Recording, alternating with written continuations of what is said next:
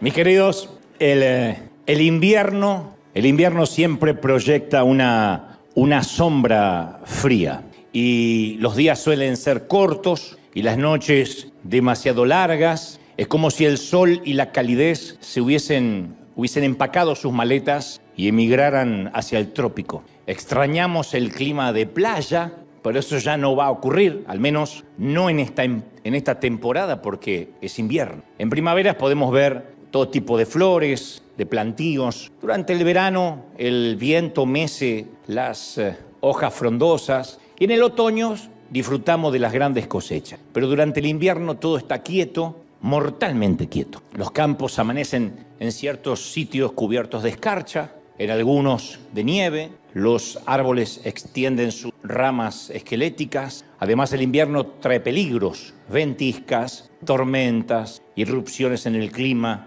Es mejor abrocharnos la chaqueta, subirnos la cremallera, quedarnos adentro y mantenernos calientes, seguros. Por eso la pregunta hoy, aquí y a los que están en casa es: ¿estás en medio de un invierno? Pocos lo saben, pero una noche y sin ninguna razón racional, valga la redundancia, sin ningún motivo racional, te despertaste con una ansiedad que nunca antes habías sentido. Todo dolía. Pero si pudieras contarlo, dirías que dolía de una manera extraña, tan extraña que ya te resignaste a buscar la forma de describirlo, de articularlo con palabras. Cuando comenzó quizás era una sensación de malestar que pensaste que era incluso algo físico y que se iba a terminar yendo. Una especie de inquietud omnipresente que te acompaña y que va contigo donde quiera que vayas, hagas lo que hagas. Sientes como que algo no está bien, aunque no lo puedes identificar. Es un estado, como dijo alguien, de desasosiego,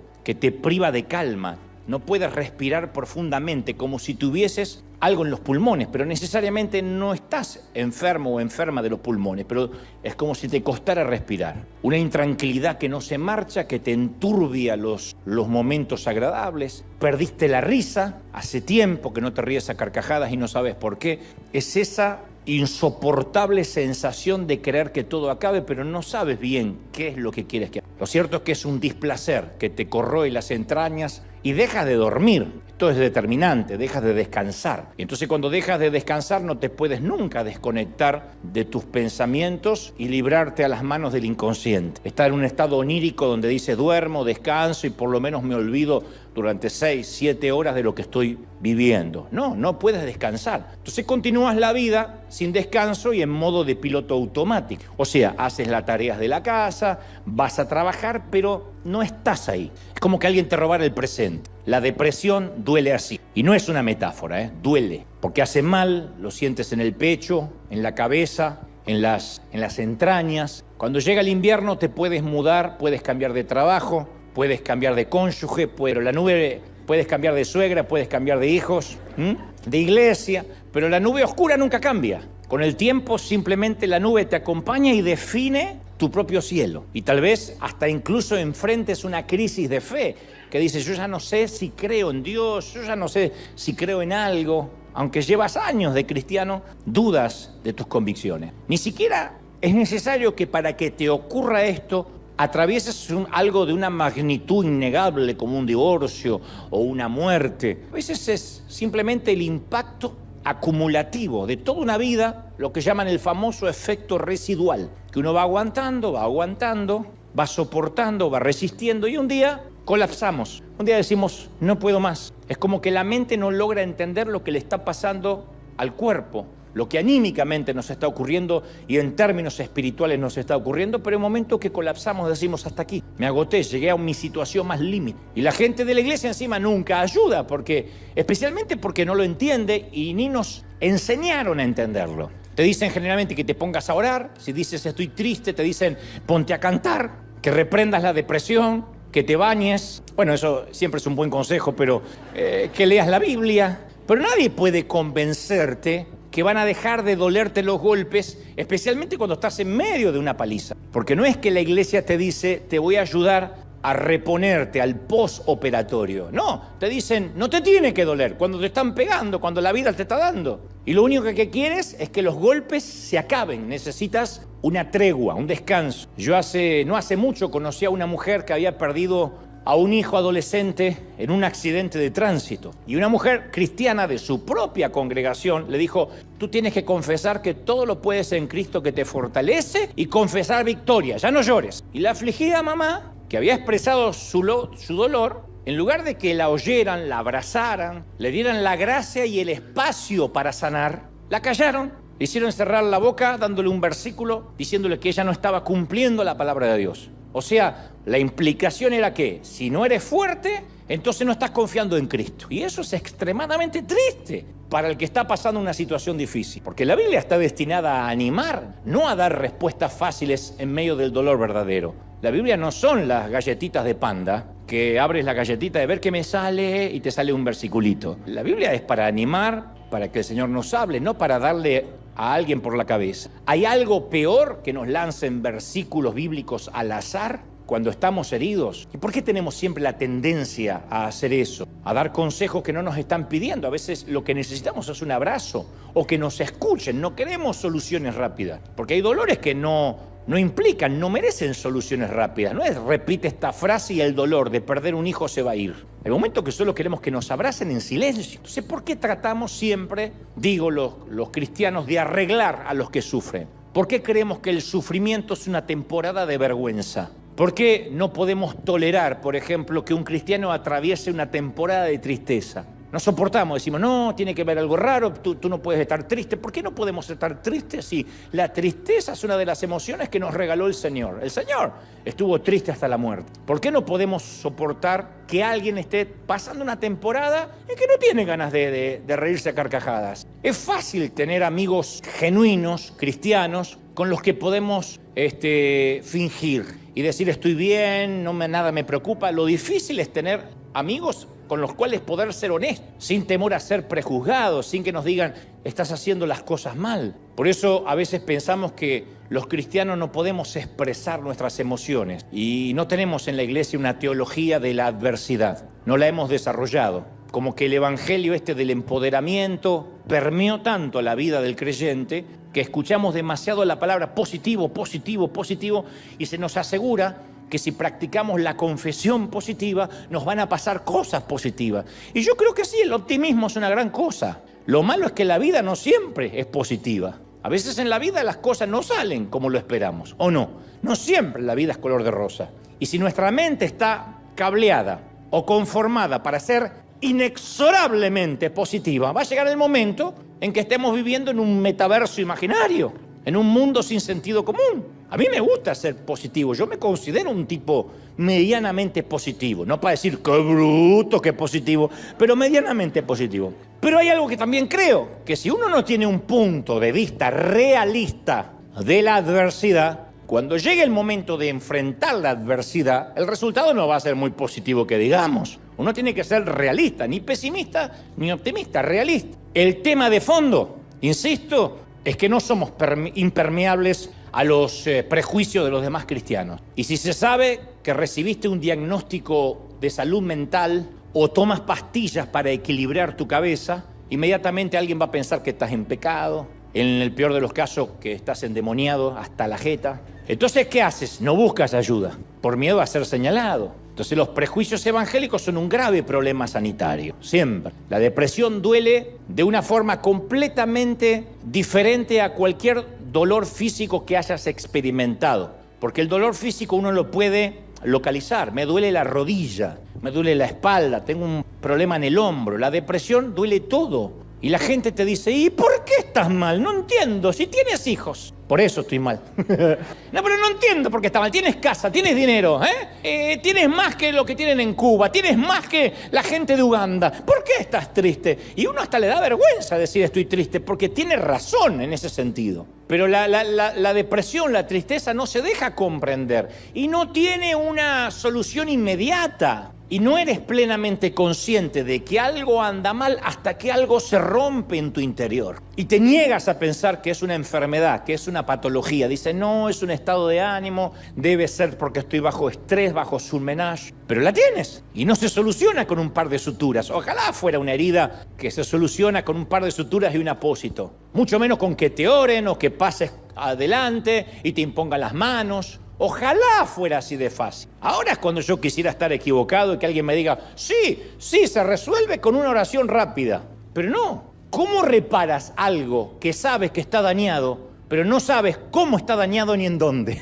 ¿Cómo sabes? Tú solo sabes que tienes un letargo, un desasosiego, una desidia que no puedes explicar. La depresión es un camino a través de una noche de invierno que no se termina, sin señales, sin un destino claro. La depresión, yo siempre digo, es un parásito en el corazón y en la mente. Un parásito que entra porque entra y que no hay razón aparente por qué lo dejamos entrar y reproducirse. Y es una condición humana que no respeta la estatura espiritual de nadie y se siente casi a nivel arterial. Esto es literal. Algo arterial es que sientes que las palpitaciones de tu corazón cambian, que literalmente sientes que te vas a morir. Se siente a nivel arterial, no pasa con ningún otro dolor a menos que involucre el miocardio. Y grandes héroes cristianos han sufrido de depresión. Yo conozco a un querido pastor que sufre una depresión neurótica y en su momento dejó de estar al frente de la iglesia porque no se sentía calificado. Decía, ¿cómo yo voy a orar por la gente?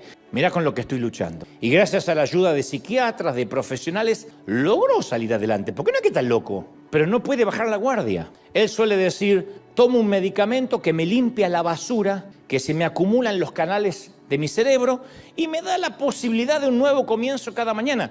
Por ahora me toca tomar cada cápsula con gratitud a Dios. Esa es su nueva normalidad. No se tiró bajo una manta y me dijo, ya está, me agarró un demonio y acá me dejó morir. Entonces a veces pensamos que un medicamento, que la quimioterapia, que la diálisis, la insulina, las pastillas para el colesterol son una señal de debilidad, de no tener fe. Eso es mala praxis cristiana. Hay gente que necesita un medicamento, pero a veces te miran como que eso significa poca espiritualidad o en el peor de los casos carnalidad. Pero esas cosas no son necesariamente un sustituto de Dios. No es que uno deja de creer en Dios por tomar pastillas para bajar el colesterol malo. Dios también está presente en los médicos que hacen la sinapsis y que estudian los neurotransmisores para que funcionen bien. Tal vez el pecado realmente sea que nuestro orgullo, a veces, nuestra obstinación, ¿no?, hace que no aceptemos la ayuda que Dios nos ofrece a través de los profesionales. Pero es una locura decir, no, yo no voy a ir al médico porque eso es señal de debilidad.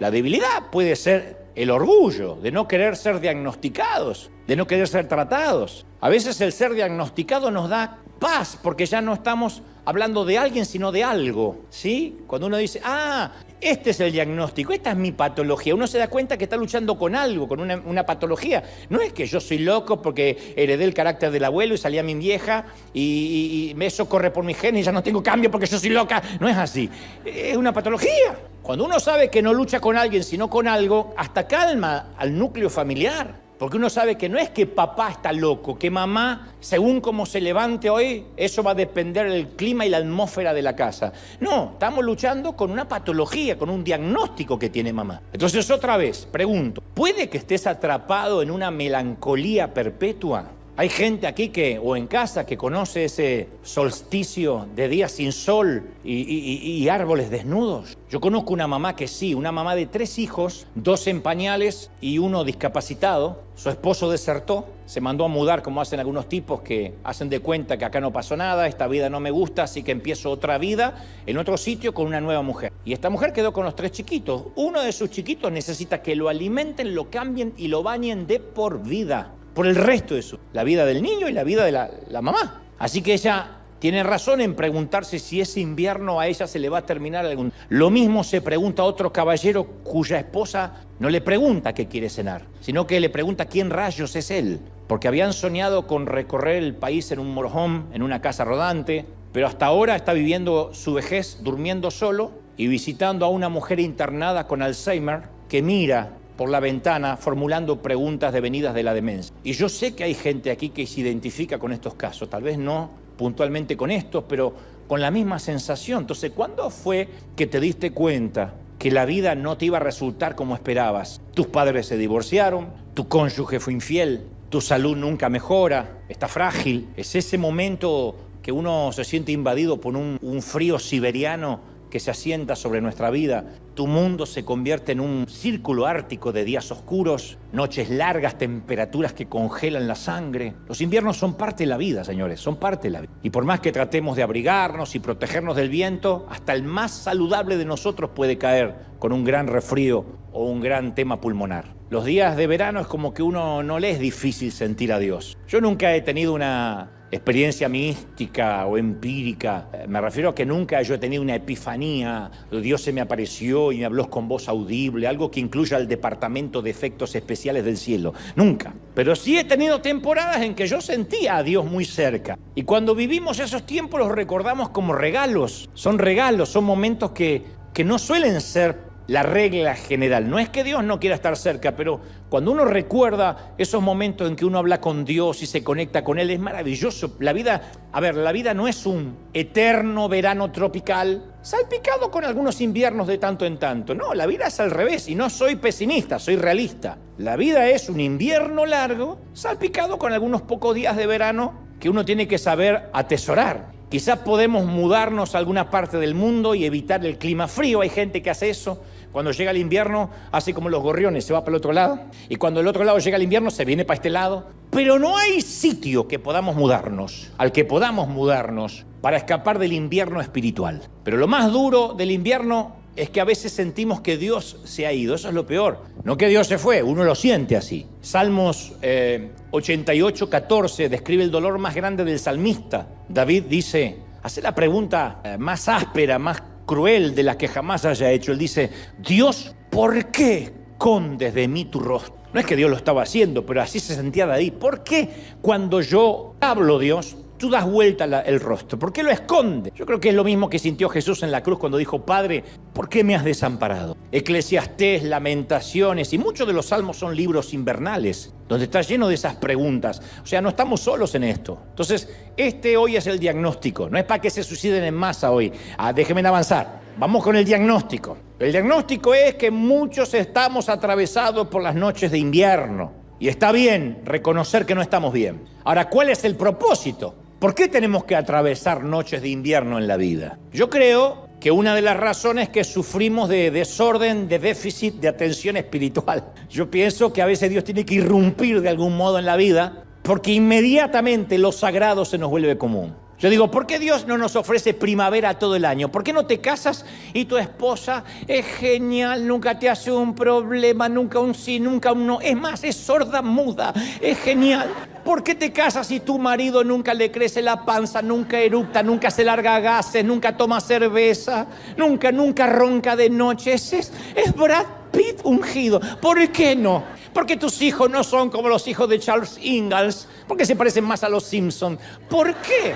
Bueno, ¿por qué? ¿Por qué Dios no nos envía sueños, epifanías a todos nosotros cada noche? Digo, ¿por qué no nos enciende una zarza en cada esquina? Tal vez se deba a que Dios quiere que aprendamos a verlo en lo ordinario, en lo común, antes que dependamos de lo extraordinario. A lo mejor se debe a que si Dios tuviera que usar efectos especiales cada vez que quiere hablarnos, sería como una mamá que entrena al hijo a prestarle atención solo cuando ella grita. Que alguna tiene ganas de decir amén porque así entrena al hijo.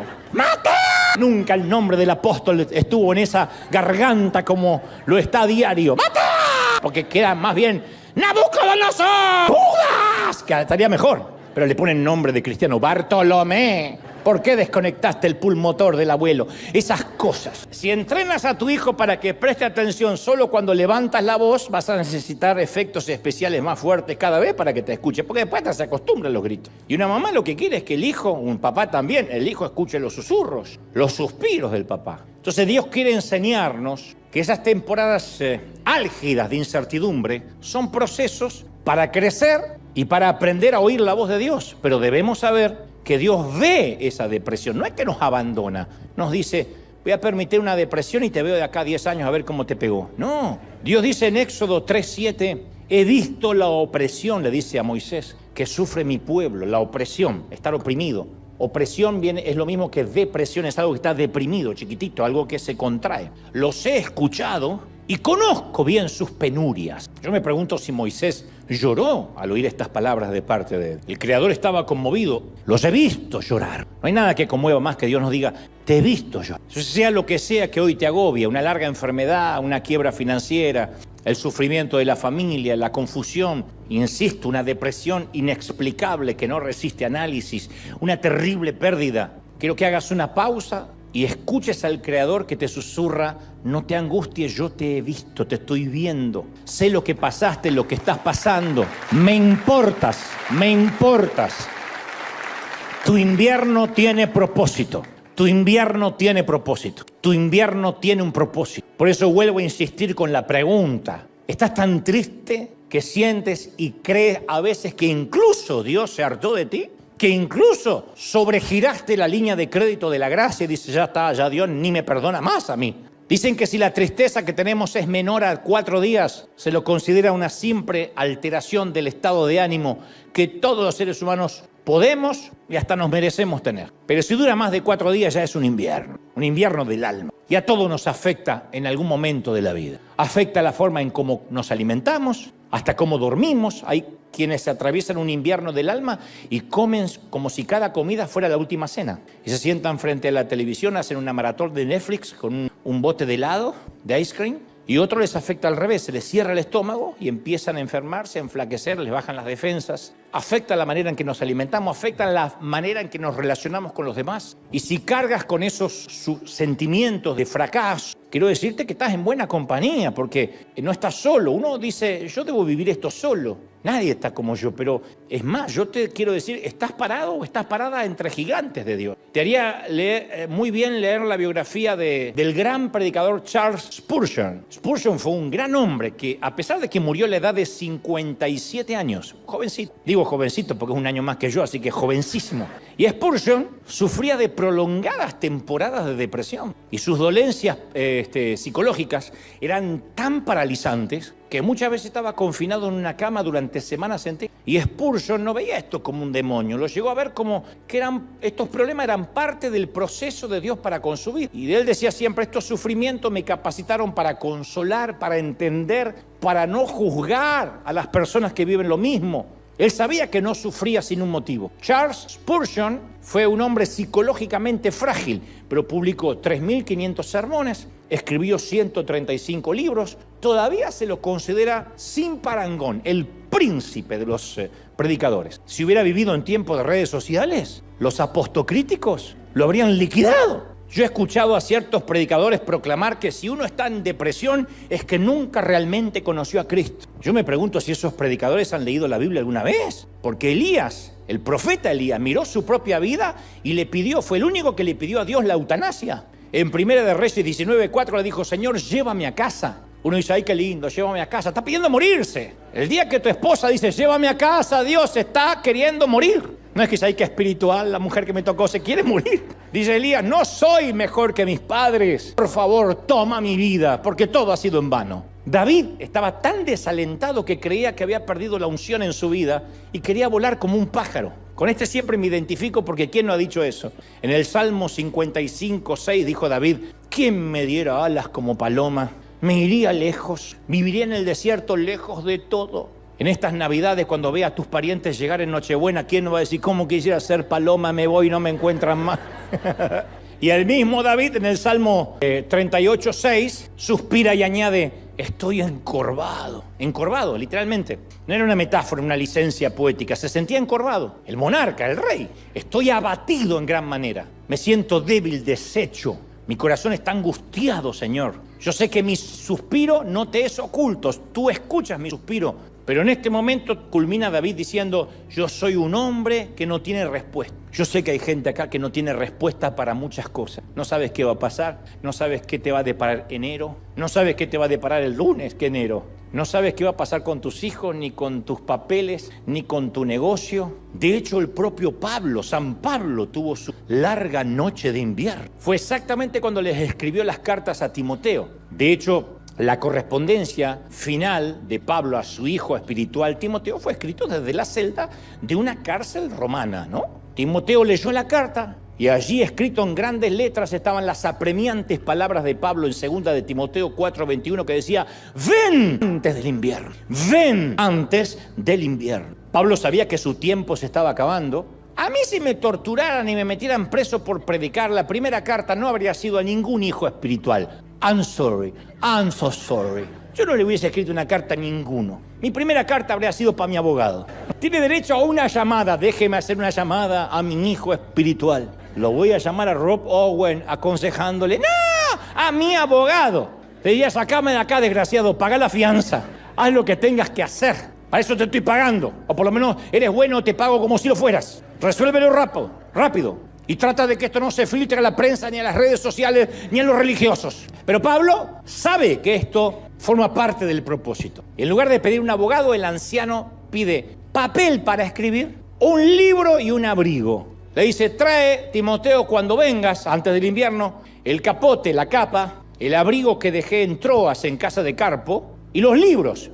Y mayormente tráeme los pergaminos, que eran los sitios donde, el lugar donde él podía escribir. Pablo solo le había pedido lo que necesitaba. Estaba a gusto con esta estación invernal de su vida, porque él podía discernir el propósito de Dios en esa temporada. El invierno es un dialecto del lenguaje de los tiempos. Es un dialecto. Yo no sé si oíste hablar alguna vez de la teoría del efecto mariposa. Por lo menos hay películas que hablan del efecto mariposa. La teoría afirma, esto no es un invento de ciencia ficción, es una teoría, que el aleteo de las alas de una mariposa se puede sentir al otro lado del mundo. O sea, según este concepto, el aleteo de una mariposa en Florida agita la más pequeña de las ráfagas de aire, ¿no? Esa ráfaga de aire crece y crece milimétricamente, chiquitito, ondulando alrededor del globo terráqueo hasta que se convierte en una tormenta caótica al otro lado del planeta. Entonces, en otras palabras, es posible que el aleteo de una mariposa en Miami puede provocar un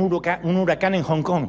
Ahora, yo estoy de acuerdo con la idea que las cosas pequeñas producen grandes acontecimientos. El efecto mariposa se usa mucho en las películas, en los viajes a través del tiempo, como Regreso al Futuro, que le decía: Marty, no podemos causar una paradoja temporal, porque ahora el pasado no es el pasado, sino que es otro pasado alternativo, Marty. ¡Atac! ¿Se acuerda? Uno se mete en el vórtice temporal y ocasiona una paradoja en el tiempo. Ese es el efecto mariposa. Ahora, yo no concuerdo con eso de la parte aleatoria en cuanto al ser humano. Yo no creo que los hijos de Dios somos víctimas de los aleteos. Yo no creo que ciudades enteras sean arrasadas por el mar a causa de la voluntad caprichosa de un insecto. Si fuera así, todo es causa y efecto, casualidad y suerte, y no habría consuelo, porque nadie tendría propósito. Pero si yo encuentro consuelo en las promesas como estas, Salmos 115:3 dice: nuestro Dios está en los cielos, en su trono, y puede hacer lo que se le plazca. Eso me consuela. Hay un rey